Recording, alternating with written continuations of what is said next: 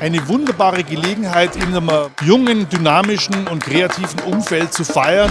Eine Möglichkeit, alte Freunde wiederzusehen und zu netzwerken. Und dass man gemeinsam Innovationen weiterbringen kann.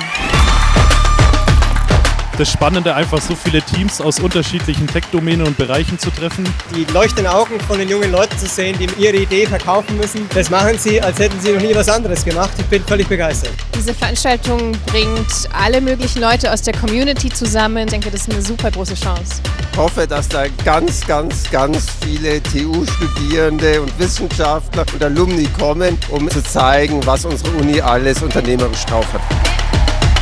Der TUM Entrepreneurship Day ist für mich die Konzentration des Entrepreneurial Spirits der TUM. Vielfältig, Innovativ. Spannend, lebhaft Einzigartig. Gründerspirit. und Tech.